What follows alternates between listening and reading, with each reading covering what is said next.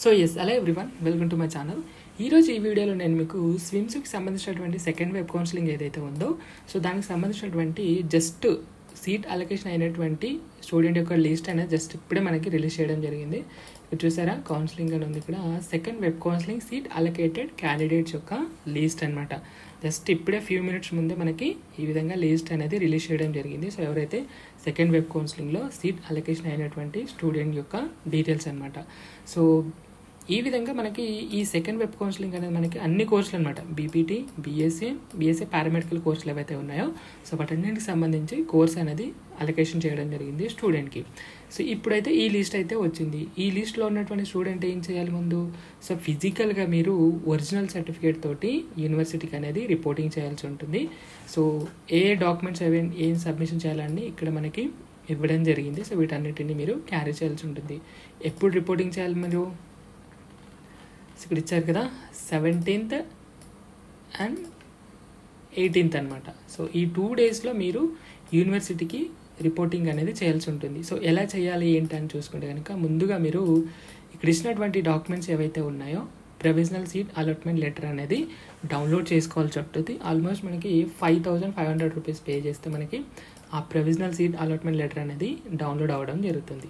So దాని తర్వాత online application printout, మీరు స్టార్టింగ్లో ఆన్లైన్ అప్లికేషన్ చేస్తుంటారు కదా, దాన్ని కూడా మీరు ప్రింట్ అనేది తీసుకెళ్ళాలి. అండ్ ఏపీఎంసెట్ 2024 సంబంధించినటువంటి ర్యాంక్ కార్డు. సో దాని తర్వాత 10th class memo, inter memo and study certificate, bona fides అనమాట 6th నుంచి ఇంటర్మీడియట్ వరకు, అండ్ ఇంటర్మీడియట్ సంబంధించినటువంటి టీసీ. సో తర్వాత వచ్చేసి సోషల్ స్టేటస్ సర్టిఫికేట్, అంటే ఎవరైతే ఎస్సీ, ఎస్టీ, బీసీ కేటగిరీస్ ఉన్నారో సో వాళ్ళకి సంబంధించినటువంటి క్యాస్ట్ సర్టిఫికేట్స్ అనేది క్యారీ చేయాల్సి ఉంటుంది, ఒరిజినల్ అనమాట. అవి కూడా లేటెస్ట్ అయ్యి ఉండాలి.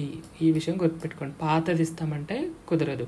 అండ్ అదర్ సర్టిఫికేట్ వచ్చేసి ఫర్ ఎగ్జాంపుల్ టీటీడీ ఎంప్లాయీ కానీ, స్విమ్స్ ఎంప్లాయీ కానీ, పీడబ్ల్యూడీ క్యాండిడేట్ కానీ, ఎన్సీసీ, క్యాప్, ఈడబ్ల్యూఎస్ స్టూడెంట్స్ ఎవరైతే ఉన్నారో వాళ్ళకి సంబంధించినటువంటి సర్టిఫికేట్ కూడా క్యారీ చేయాల్సి ఉంటుంది, ఒరిజినల్.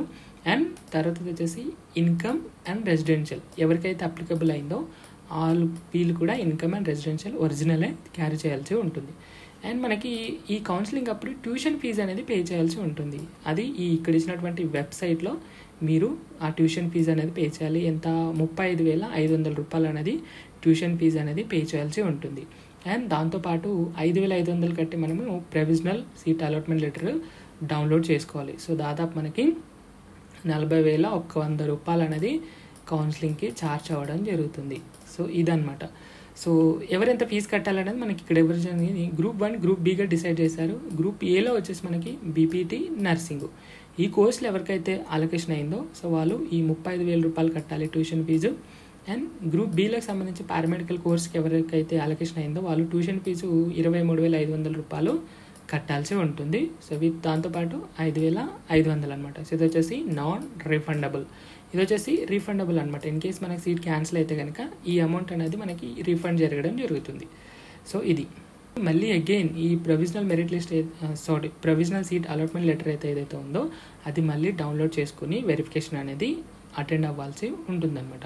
సో మనకి ప్రొవిజనల్ సీట్ అలాట్మెంట్ లెటర్ ఏ విధంగా డౌన్లోడ్ చేయాలంటే ఇక్కడ మనకి లింక్ ఇచ్చారనమాట. ఇది చూసారా, provisional allotment letter download link. So దీన్ని టిక్ చేయగానే మనకి సో నెక్స్ట్ వెబ్సైట్కి అనేది తీసుకెళ్ళడం జరుగుతుంది. ఇక్కడ SVIMS second phase university fees payment అనమాట. సో 5,000 ఇక్కడ మీ యొక్క రిజిస్ట్రేషన్ నెంబర్ అనేది ఎంటర్ చేసిన వెంటనే 5,500 పే చేస్తే మనకి ఆ ప్రొవిజనల్ సీట్ అలాట్మెంట్ లెటర్ ఏదైతే ఉందో అది మనకి డౌన్లోడ్ అవ్వడం జరుగుతుంది. సో ఈ విధంగా ప్రాసెస్ ఉంటుంది. సో ఆల్రెడీ చెప్పాను ఇంతకుముందు, వెరిఫికేషన్ వచ్చేసి మనకి 17th and 18th మనకి వెరిఫికేషన్ ఉంటుందన్నమాట. సో 17th అయిన తర్వాత 17th and 19th లోపు ఈ వెరిఫికేషన్ ఎవరికైతే కంప్లీట్ అయిందో సో వాళ్ళు కాలేజీకి వెళ్ళి రిపోర్టింగ్ అనేది చేయాల్సి ఉంటుంది. మీరు వెరిఫికేషన్ అటెండ్ అయ్యి రిపోర్టింగ్ చేయకపోయినా మీకు సీట్ క్యాన్సిల్ అయ్యే అవకాశం అయితే ఉంటుంది. సో ఆల్రెడీ మనకి థర్డ్ వెబ్ కౌన్సిలింగ్ ఎప్పుడు ఉంటుంది అనే విషయాల గురించి కూడా డేట్స్ అనేది మెన్షన్ చేయడం జరిగింది.